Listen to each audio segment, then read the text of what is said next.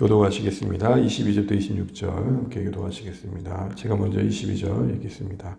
베세다의 이름에 사람들이 맹인 한 사람을 데리고 예수께 나와 손대기를 구하거늘 맨손을 붙잡으시고 마을 밖으로 데리고 나가사 눈에 침을 뱉으시며 그에게 안수하시고 무엇이 보이느냐 물으시니 쳐다보며 이르되 사람들이 보이나이다. 나무 같은 것들이 걸어가는 것을 보나이다 하거늘 이에 그 눈에 다수 안수하심에 그가 주목하여 보더니 나가서 모든 것을 밝히 보는지라.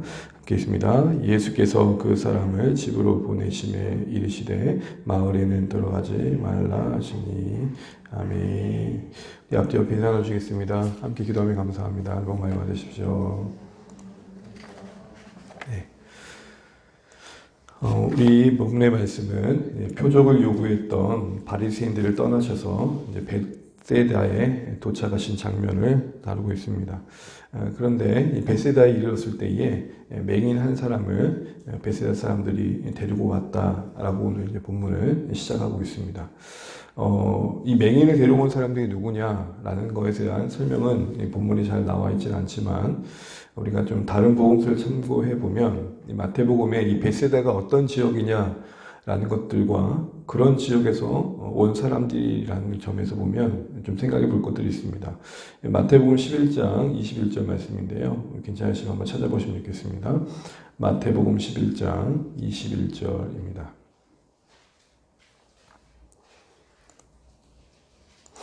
마태복음 11장 21절 함께 읽어보겠습니다. 화 있을진저 고라시나 화 있을진저 베세다야 너희에게 행한 모든 권능을 두로와 시돈에서 행하였더라면 그들이 벌써 베옷을 입고 제에 앉아 회개 하였으리라. 아멘. 화 있다라는 것은 저주받을 자들이요 심판받을 자들이요 하나님 앞에 엄히 심판을 받을 자들이요 하는 경고의 말씀인 거죠. 근데 그 지역에 베세다라는 지역이 있습니다. 큰 권능을 행하셨음에도 불구하고 거절하고 회개치 않았던 곳입니다. 두로와 시돈이라는 것은 이방인들을 말합니다. 내가 만약에 너에게 행했던 동일한 기적을 그들에게 행했다면 그들은 진짜 돌이켰을 정도로 너희는 참 완악하구나 이런 말이죠. 무슨 말입니까? 어떻게 보면 영적 분위기가 전혀 갖춰지지 않은 되게 대세의 분위기는 대체적으로 예수님을 인정하지 않는 그런 분위기에서 예수님께 온 사람들입니다. 무슨 말입니까? 믿음을 전혀 찾아볼 수 없는 그 동네에서 믿는 사람들이 나온 겁니다. 그래도 예수님께 가면 나을 거야 라는 기대를 갖고 있는 사람들이 나온 곳이죠. 이걸 보면 오늘도 이 시대를 보면서 우리가 어떤 시선을 좀 가져야 되는지를 생각해 보게 됩니다. 어느 때보다도 불신의 시대입니다. 어느 때보다도 믿음을 갖기가 쉽지 않은 시대고 어느 때보다도 의심과 의혹이 참 많은 시대고 그것이 재빠르게 공유될 만큼 또 확산되어지는 그런 모습을 우리가 보게 됩니다. 뭐 하나 이슈가 생기면은 그에 대한 부정적인 이 생각들이라든지 의심들이 곧 확장되어 버리죠. 그만큼 뭔가 믿는다라는 게 쉽지 않은 시대입니다. 어느 때나 믿음을 갖는다는 게 쉬운 시대는 없었겠지만 더 그런 것 같습니다.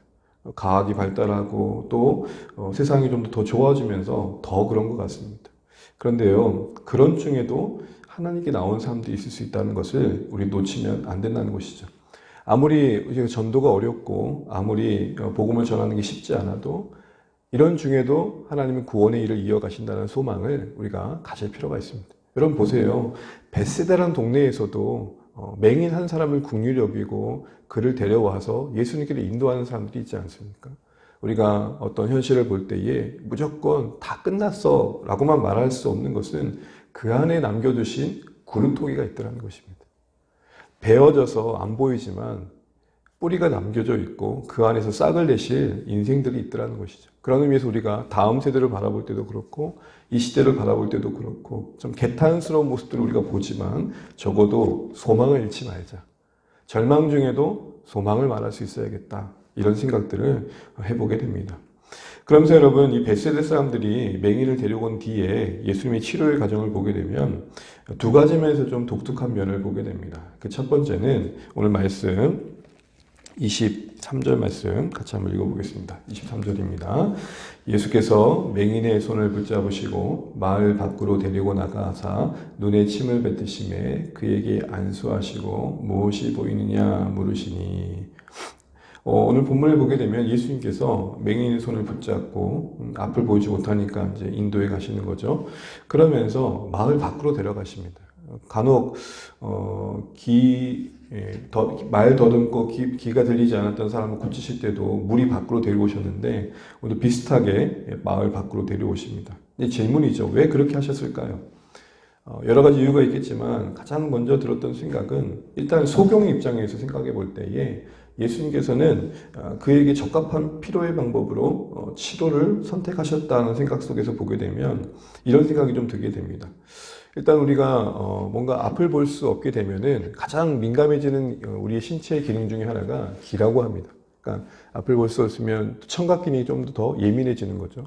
자, 한번 생각해 보십시오. 예수님과 이야기 나눌 때에 그 사람들과 함께하는 그 시끄러움 속에서 그 소음이 있는 환경 속에서 예수님의 어떤 대화라든지 말이 들리기 좀 더 어려움이 있었을 겁니다. 무슨 말이냐? 소경의 입장에서는 예수님께 집중할 수 있는 어떤 환경과 여건을 주님께서는 만들어 주셨다라고 볼 수 있는 것이죠. 앞을 볼 수 없었던 만큼 소리에 민감했다는 것을 염두에 본다면 오늘 예수님 입장에서 또 그 소경의 입장에서는 정말 합당하고 적절한 방법으로 지금 치료해 주시려고 애쓰고 계시는 주님의 모습을 봅니다. 그런 것이 여러분 성경에 등장하는 맹인들을 고치시는 장면을 보면 하나같이 비슷한 게 없습니다. 무슨 말입니까? 저번에도 말씀드렸던 것처럼 각자에게 필요한 방법으로 다가가십니다. 이는 우리에게 이렇게 이해되셔야 될 것 같습니다. 우리 인생에게도 가장 합당하고 적합한 방법으로 우리 삶을 이끌어 가신다. 우리 하나님은 무리를 대하듯 몰아가신 분이 아니라 인도해 가시는 분이시다. 배려하시고 우리 각자에게 맞는 모습들로 우리 삶을 주장해 가시는 분이시다. 셀 수 없는 다양한 삶의 방식으로 우리 삶 가운데 개입하시는 분이시다라는 것이죠. 이런 생각을 이제 문득 해보게 되었습니다. 우리가 소위 이런 표현을 쓰지 않습니까? 우주의 먼지보다 못한 우리의 인생. 정말 걸어가시는 하나님 앞에 아무것도 않은 우리의 인생을 향한 이런 주님의 세심한 배려를 볼 때마다 한편으로는 좀 먹먹해지는 마음도 있습니다. 이미 참 충분한 사랑을 받은 거 아닌가 싶은 생각도 해보게 됩니다. 사랑하는 성도 여러분, 세밀하게 우리 인생 속에 우리 각자에게 맞는 형편으로 찾아와 주시고 인도해 가신 우리 하나님이심을 믿고 신뢰하시면 좋겠습니다.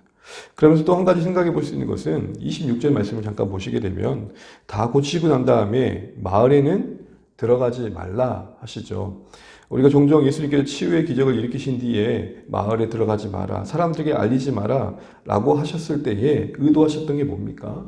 그 기적 사건 자체에만 열광하는 무리들이 있었기 때문에 혹여라도 예수님이 그냥 기적을 만드는 사람으로만 비춰지는 것에 대한 우려를 하셨던 것이죠. 더하여서 오늘 아까 이 벳세다의 동네의 분위기 자체가 여러분 어떠했습니까?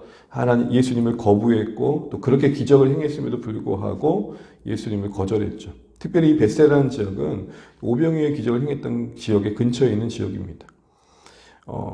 무슨 말인가요? 마을 사람들에게 오늘 환자가 맹인이 고쳐진 것을 이야기하지 말라는 그 배경 속에서는 그런 동네의 분위기를 고려해 본다면 예수님을 계속해서 거절하는 분위기 속에 뭔가 기적이 그들에게 의미 있을 수 없다라고 판단하신 거죠. 여러분 고향 나사렛에서 예수님께서 고향 사람들이 자신을 배척하실 때에 큰 능력을 행하지 않으셨던 것들을 기억해 봅니다. 비슷한 관점에서 본다면 오늘 지금 이 벳세다의 지역에 이 사람이 굳이 그렇게 기적이 행해진 그 결과가 큰 의미가 없겠다 판단하시는 부분이 있는 것이죠. 예수님이 분명 능력을 행하시는 분이지만 어떤 면에서는 불필요하게 능력을 행하시는 분은 아니다라는 것을 배우게 됩니다. 이는 우리에게도 이렇게 적용이 되는 것 같습니다. 하나님께서 보실 때에 우리에게 은혜를 주시고자 하시고 복을 주시고자 하실 때에 우리 공동체는 그런 불신의 분위기가 팽배해가지고 하나님의 일하심을 경험할 수 없는 공동체가 되고 있는가, 아니면 정말 믿음이 있어서 부스러기라도 바라는 소망이 있어서 하나님께서 은혜를 주시고자 하는 공동체의 분위기가 갇혀가고 있는가. 그러니까 공동체의 분위기가 벳세다인가 이런 생각들을 해볼 수 있어야 된다는 것입니다. 여러분 성경에 보게 되면은 자신을 찾는 자에게 상 주신 이시라고 말씀하십니다. 이런 면에서 본다면 우리의 공동체의 분위기가 정말 하나님을 찾는 분위기를 만들어가는 건 참 중요한 것 같습니다. 예를 들어서 그 예가 뭘까요? 만날 때 대화하는 내용 속에서 그 결론이 뭐냐는 것이죠. 이런저런 염려가 나눠질 수 있고 근심이 나눠질 수 있지만 그래 우리 한 번 더 기도 한번 해봅시다. 그래도 우리가 한 번 더 하나님을 의지해 봅시다. 라고 무언가 믿음의 분위기를 만들어가고 영적인 분위기를 하나님을 찾는 쪽으로 만들어가는 것이 그런 의미에서 참 중요한 것 같습니다. 근데 되려 반대로 뭐 되겠습니까? 그냥 우리가 버텨봅시다. 그냥 가봅시다. 물론 우리에게는 때로는 체념에 가까운 인내도 필요할 때가 있습니다. 그러나 우리가 적어도 벳세대는 되지 않아야겠다. 하나님께서 복을 주시려고 하는데 그 복을 거부하는, 우리가 미리 그 복을 차단하는 그런 공동체는 되면 안 되겠다 생각을 해보게 됩니다. 적어도 우리가 은혜 받을 만한 곳이 되고 있는가, 하나님께서 복을 주실 만한 곳이 되고 있는가, 이 부분에 있어서 우리 각자의 역할이 참 중요할 것 같습니다. 내 말 한마디, 나의 표현 하나, 그곳에서 정말 우리의 공동체가 하나님 보실 때에 적어도 벳세대는 되지 말자. 하나님 주신 복을 충분히 담을 수 있는, 하나님께서 기꺼이 복을 주시고자 하시는 기적과 또 이 기이한 일들을 보내실 수 있는, 그 말에는 들어가지 마, 그런 마을로는 되지 않는 그런 우리의 모습이 되면 좋겠다 싶은 생각을 해보게 됩니다. 이처럼 마을 밖으로 데려가셨던 우리 모습에서 그런 두 가지 정도 생각해 볼 수 있는 것 같고요. 두 번째로 오늘 마지막으로 보게 되면 이 치유의 사건의 특징은 바로 고치지 않고 치유의 과정을 거치셨다는 겁니다. 오늘 24절 말씀 같이 한번 읽어보겠습니다. 24절 말씀 함께 있습니다. 시작. 쳐다보며 이르되 사람들이 보이나이다. 나무 같은 것들이 걸어가는 것을 보나이다 하거늘. 다시 한번 25절이요. 이에 그 눈에 다시 안수하시매 그가 주목하여 보더니 나아서 모든 것을 밝히 보는지라. 보시는 것처럼 여러분 예수님께서 안수하셔서 보이냐라고 하실 때에 처음에 보였지만 제대로 보이진 않았다는 겁니다. 사람이라고 분명히 인식을 하고 있는데 사람처럼 보이지 않고 나무처럼 보였다는 것이죠. 그래서 다시 안수하실 때니 그때는 25절에 뭐라고 얘기하고 있습니까? 밝히 보인다. 전혀 다른 시선으로 바라봐지고 있는 과정을 성경은 언급하고 있습니다. 여러분 질문입니다. 여러분 예수님께서 이렇게 두 번에 걸쳐서 안수하셔서 고쳐주셨던 이유가 뭘까요? 이 순간만큼 뭔가 능력이 제한되셨기 때문일까요? 예수님의 능력이 약해져서 그렇게 된 걸까요? 여기는 분명 의도가 있으시다라는 것이죠. 그것은 여러분 오늘 저번에도 한번 개론 때 말씀드렸던 것처럼 우리가 조금 본문 위로 올라가게 되면 아직도 깨닫지 못하느냐의 연속성 속에서 바라봐줘야 됩니다. 아직도 깨닫지 못하느냐라는 건 뭡니까? 제자들이 아직 제대로 앞을 보지 못하는 맹인들과 다를 바 아니라는 것입니다. 아직도 알지도 깨닫지 못하는 제자들, 눈이 있어도 보지 못하는 제자들의 영적인 현실을 오늘 이 맹인에게 은유적으로 담아내고 계시고 그를 회복해가는 과정 속에서 앞으로 제자들이 어떻게 눈을 뜰 것에 대한 그림을 보여주고 계시다는 겁니다. 다시 말해 맹인은 영적 시력이 얻은 제자들을 빗대어 말씀하시는 것이고 그의 현실, 그가 볼 수 없는 현실을 극복해가는 그 과정, 그 치유의 과정은 앞으로 제자들이 어떻게 주님을 알아가게 될지를 보여주고 계시다는 겁니다. 여기에는 중요한 사실 하나가 담겨 있습니다. 그게 뭘까요? 포기하지 않고 책망만 하는 것이 아니라 포기하지 않고 끝까지 책임지시는 주님의 모습을 보게 됩니다. 무슨 말입니까? 바로 앞에서는 아직도 깨닫지 못하느냐라는 안타까운 마음으로 책망을 하셨는데 그대로 두시지 않고 그런 그들을 끝까지 데리고 다니시면서 그 곁에 두시면서 결국에는 보게 하신다. 그 과정이 두 번이라는 치유의 과정으로 빗대어지듯이 차츰차츰 진행되긴 하지만 분명히 보게 하신다. 이거를 보여주고 계시다는 겁니다. 제자들 안에서 지금 안에 예수님에 대한 지금 시선은 마치 사람이 나무로 보이는 정도의 단계이지만 앞으로는 더 밝히 보게 될 날이 올 것이다 라는 소망도 담고 있다는 것입니다. 즉 제자들은 현재 예수님을 그래도 따를 만큼의 영적인 시선은 열려 있지만 아직은 하나님 나라의 비밀을 온전히 깨달아 자신의 인생을 다 드릴 만큼 영안이 밝아지지 않은 상태를 말하는 것과 함께 이제는 앞으로는 밝히 눈을 떠 그들의 인생 전부를 드리는 자리까지 가게 될 것을 말씀해 주고 있다는 것입니다. 그러면서 하시는 말씀이 그러자면 배워가야 되고 자라가야 된다. 이 얘기를 하신다라는 것이죠. 그래서 여러분 오늘 본문의 위치를 보게 되면 좀 독특한 게 아직도 깨닫지 못하느냐 이후에 이 사건이 등장하고 있고 그리고 오늘 여러분 수요일에 때 보겠지만 주님께서 이들을 데리고 여정을 걸어가십니다. 예루살렘으로 함께 가십니다. 그러면서 그 길 위에서 그리스도가 누구신지를 가르치십니다. 아직도 깨닫지 못하느냐라는 질문과 질타와 책망과 그리고 그들을 데리고 계속 길에서 데리고 다니시면서 계속해서 교육하시는 장면이 나와요. 이 사건 사이에 이 맹인 사건이 있다는 걸 뭘 보여줍니까? 지금은 엉뚱한 얘기를 할 만큼 제대로 보고 있지 않지만 앞으로 계속해서 주님은 이들을 붙들고 세워가시면서 밝히 보는 자리까지 인도해 가신다. 이 모습을 우리에게 맹인의 사건을 통해서 보여주고 계시는 것입니다. 차츰차츰 변화될 것이다. 차츰차츰 달라질 것이다. 앞으로 이들은 변화된 모습을 볼 것이다. 그런 의미에서 본다면 오늘 이 맹인이 눈을 뜬 사건은 그 앞뒤 맥락의 징검다리와 같을 것이죠. 그들이 책망받을 수밖에 없는 현실을 보여주고 그러나 그걸로만은 끝나지 않을 변화될 모습을 기대하는 장면이 두 번에 걸쳐 눈을 뜨는 장면 속에 있는 것입니다.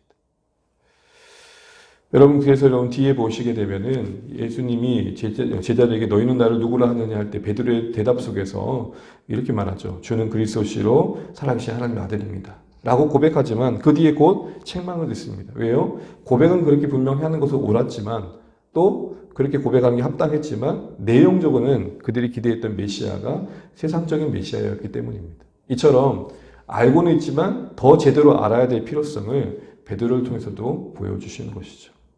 여러분 종교개혁자로 유명한 루터라는 신학자가 이런 글을 남겼습니다. 나의 신학은 하루아침에 완성되지 않았다. 영적 실현이라는 것을 통해 차츰차츰 완성되어 갔다. 여러분 우리의 신앙 여정을 이런 관점에서 한번 보게 되면은 제자들도 분명히 보는 부분에 있어서 아는 부분도 있었지만 자라가는 가운데 차츰차츰 변화되는 부분도 있었다는 것들을 생각해 보면서 우리 자신을 다시 한번 돌아보면서 이런 생각들을 해보게 됩니다. 더디지만 지금은 변화되지 않은 것 같이 엉뚱한 말을 하지만 주님 곁에 함께 있고 계속해서 그렇게 걸어가다 보면 곧 알게 될 날이 온다는 것입니다. 처음부터 밝히 아는 사람은 없습니다. 처음에는 사람을 보는데 나무라고 엉뚱한 얘기를 하는 사람들이 대부분입니다. 그러다가 공동체 곁에서 말씀 곁에서 주님 곁에서 함께하는 가운데 조금씩 변화되어 가다가 밝히 보는 자리에 서게 되는 것이죠. 성경의 이야기가 저 먼 이야기가 되었다가 조금씩 자신의 인생의 생생한 이야기로 와닿게 되어진다는 것입니다. 닫힌 책처럼 답답했던 책이 열린 책이 되어가는 일들을 경험하게 된다는 것이죠. 그러므로 여러분 더뎌 보이는 그런 걸음걸음들이라도 주님 곁에 있는 게 중요합니다. 제가 여러분 방황하는 청년들에게 그런 권면을 늘 합니다. 여러 가지 가지고 이야기하지만 이런 얘기를 굳이 합니다. 방황해도 교회 안에서 해라. 방황해도 교회 안에서 해라. 적어도 여러분 우리가 은혜의 환경들 속에 떠나지 않으면 그 안에서 하나님께서 우리를 조금씩 바꿔 가신다는 겁니다. 여러분 우리도 처음에는 사람을 나무로 보는 자리에 있지 않았습니까? 그런데 어느새 조금씩 더 밝히 보게 되는 것이죠.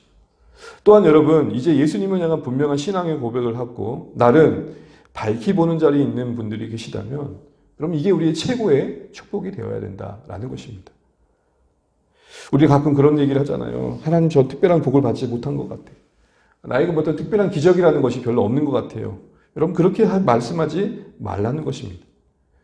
예수님을 향해서 분명한 신앙 고백을 가지고 밝히 보는 눈으로 예수는 나의 주요 나의 구원자입니다 라고 고백하고 계신다면 이처럼 놀라운 기적은 없는 것입니다. 그 열린 눈으로 계속해서 기쁜 마음으로 주님을 따라갈 수 있는 우리가 되셔야 할 것입니다. 페니 크로스비라는 여러분 여성분을 아실 것입니다. 수많은 찬송을 작사한 분이시죠. 이분이 어렸을 때 태어난 지 얼마 안 돼서 돌팔이 의사 때문에 치료를 받다가 시력을 상실하게 됩니다. 그래서 어두운 눈으로 인생을 살게 되죠. 그런데 그분의 간증이 그렇죠. 나에게 시력을 회복할 수 있는 혹 의료적인 혜택을 볼 수 있는 기회가 있다 할지라도 나는 굳이 그것을 선택하지 않았을 것입니다. 왜요? 나는 앞을 볼 수 없을 만큼 주님을 더 보게 되었기 때문입니다. 앞을 볼 수 없었던 환경만큼 난 수많은 찬양의 고백들로 주님을 높일 수 있었기 때문입니다. 어느 누군가에게는 재앙처럼 보이는 그 현실 속에, 그 이면 속에 담으시는 그 부요함이 우리 인생을 다시 한번 재조명해 보게 됩니다. 사랑하는 성도 여러분, 우리가 밝히 주님을 보도록 우리는 여러 환경들 속에 하나님께서 우리를 던지실 수 있을 것입니다. 중요한 것은 앞을 못 보는 게 아니라 그만큼 주님을 보지 못하는 현실 속에 우리가 여전히 머물러 있는 것이 아닐까, 이런 생각을 해보게 됩니다. 오늘 말씀을 맺으면서 다시 한번 우리가 주님을 볼 수 있는 자리에 있다는 게 감사가 되시면 좋겠고, 계속해서 주님과 함께 동행해 가시면서 더 밝히 아는 자리로 나아가길 기대하시면 좋겠습니다. 혹 우리 주변에 아직도 사람을 나무로 말하는, 아직도 신앙을 얘기하는데 이거 앞뒤 안 맞는 이야기를 하는 분들을 보실 때에 포기하는 마음이 아니라 곁에 계셔 주십시오. 그분을 말씀 곁에 세워주십시오. 왜요? 하나님께서는 차츰차츰 우리를 변화시켜 가십니다. 그 대단한 신학자들이 했던 말이 그렇지 않습니까? 나도 차츰차츰 알게 되었다.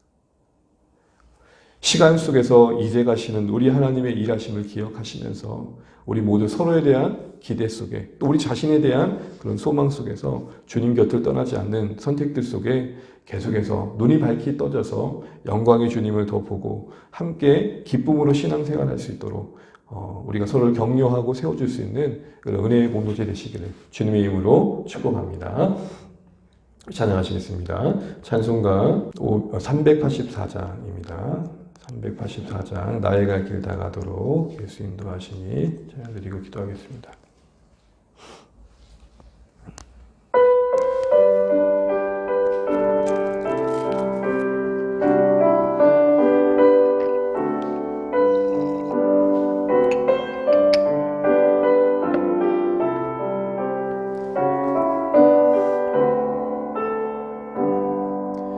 나의 갈 길 다 가도록 예수 인도하시니 내 주 안에 있는 긍휼 어찌 의심하리요. 믿음으로 사는 자는 하늘 위로 받겠네. 무슨 일을 만나든지 만사형통하리라. 무슨 일을 만나든지 만사형통하리라. 나의 갈 길 다 가도록 예수 인도하시니 그 어려운 일 당한 때도 족간을 해주시네. 나는 심히 요단하고 영원 매우 가라나. 나의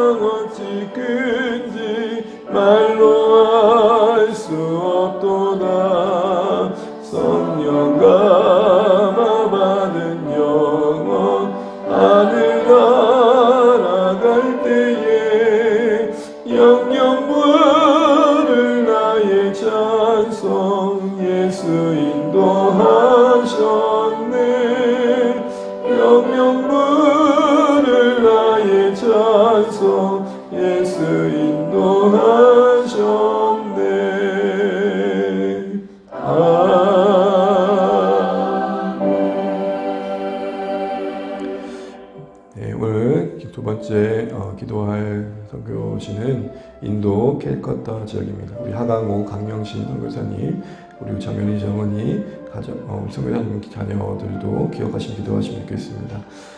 인도 현지 사역자들과 세운 S 미션을 통해 사역하고 계십니다. 캘커타 지역에 예수 스쿨을 세워서 다음 세대를 섬기고 계시는데 특별히 가정 방문을 하고 계시다고 합니다. 이 일을 통해서 자녀들에게 복음이 전해지고 이것이 기회가 되어져서 각 가정에 복음이 전해지는 은혜가 될 수 있도록 기도해 주시고 다음 세대들이 하나님의 일꾼으로 세워질 수 있도록 기도해 주시기 바랍니다. 그리고 현재 교회 개척하는 가정들을 위해 기도해 주시고 또 함께 섬기시는 선교사님들, 선생님들이 더위와 습한 날씨 지치지 않도록 새 힘 주시려고 기도하시면 좋겠고 또 아이들을 섬기다 보니까 여러 가지 또 환경면에서 또 놀이기구들도 좀 필요한 것 같습니다. 이런 모든 부분들도 또 잘 채워질 수 있도록 또 기도 가운데 하나님의 도우심을 함께 구하시면 좋겠고요. 이 시간 또 주신 말씀 또 기억하시면서 기도하실 때에 우리가 찬양했던 것처럼 우리 하리 크로스비 또 여인은 또 오늘 이 찬양을 통해서 자신에게 족한 은혜를 주신 주님을 고백합니다. 앞이 보이지 않는 상황 속에서도 시력을 상실한 상황 속에서도 주님을 밝히 본 결과일 것입니다. 또 그 자리 가기까지 그에게도 그 여인에게도 시간이 있었으면 합니다. 사람이 남으로 보이는 단계가 있을 수 있습니다. 처음에는 무지와 오해 속에 우리 주님을 바라볼 수 있습니다. 그러나 주님이 우리가 늘 주님 곁에서 말씀 곁에서 공동체와 함께하는 시간들 속에 차츰 변화되어져 가는 게 우리의 신앙의 여정인 줄 알고 우리가 먼저 보고 있는 자리에 있다면 감사하시면 좋겠고 또 더 밝게 볼 수 있도록 계속해서 배워갈 수 있는 함께 할 수 있는 우리 공동체 되게 해달라고 기도하시면 좋겠습니다. 또 우리 각자의 형편에 맞게 인도해 가시는 주님의 신실하심을 기억하면서 기대하며 사는 우리 모두 될 수 있도록 기도하시면 좋겠고요. 주안의 공동체를 붙드셔서 계속해서 복음의 진전을 이뤄갈 수 있도록 연약하고 또 수고하고 무거운 인생들이 오늘 이곳에서 따뜻한 주님의 사랑을 느끼고 회복되어져 갈 수 있도록 그 역할을 잘 감당하는 주안될 수 있도록 기도해 주시기 바랍니다. 우리 자녀들을 위해서 기도해 주시고 우리 사랑 가족들, 우리 목장 가족들, 또 우리 선교주 위해서 그리고 또한 또 우리 각자에서 기도만 기도하시되 또 우리가 또 이 땅에 세워진 또 교회들도 기억하시면서 하나님 은혜를 베풀어 달라고 또 특별히 울산 땅에 공유를 베풀어 달라고 또 같이 기도하시면 좋겠습니다. 같이 기도하시고 오늘도 주 안에서 승리하시는 복된 한 날 되시기 바랍니다. 같이 기도하시겠습니다. 하나님 감사합니다. 오늘 이 시간 우리 하강호 강영시 선교사님을 위해 기도합니다. 인도 캘커타 지역의 덥고 습한 날씨 속에서 사역해 가시는데 하나님 고단하지 않도록 지치지 않도록 섬기시는 모든 사역자들 선생님들 붙들어 주시고 각 가정을 방문하는 모든 일정들 속에서 하나님께서 은혜를 베풀어 주셔서 우리 아이들이 복음을 듣고 예수님을 영접하게 하시고 그 은혜 안에서 그들의 하나님의 일꾼으로 세워지게 하셔서 하나님 사람들도 하나님의 일꾼들로 세워지고 그 가정들이 복을 받는 은혜가 있게 소원합니다. 여러 가지 놀이기구와 또 여러 환경들을 하나님께서 살펴주시고 도와주시기를 원합니다. 우리 선교사님 예수 미션 사역을 통해서 또 예수 스쿨을 통해서 교회가 개척되어가는 그 현장에 하나님 필요한 은혜를 베풀어 주시고 우리 자녀들 우리 정현이 정훈이도 기억하여 주시기 원합니다. 하나님 캘커타 지역에 복을 주시고 주의 은혜가 임하게 하여 주시옵소서. 말씀 듣고 우리가 기도합니다. 하나님 우리가 처음에는 사람을 남으로 보이는 단계에 있을 수 있습니다. 하나님 깨닫지 못하는 자리에 있을 수 있지만 그래도 포기하지 않고 우리를 데리고 길 곁에서 가리키시듯 우리를 계속해서 고용하시는 주님을 기억하면서 책만만하지 않으시고 우리가 잘하도록 기회를 주시는 주님이심을 기억하게 도와주시고 우리도 또한 차츰차츰 자라가는 자리에 있도록 도와주십시오. 밝게 보는 자리에 있음에 감사하게 도와주십시오. 주님 복음의 진전을 이뤄가는 교회 될 수 있도록 축복하여 주십시오.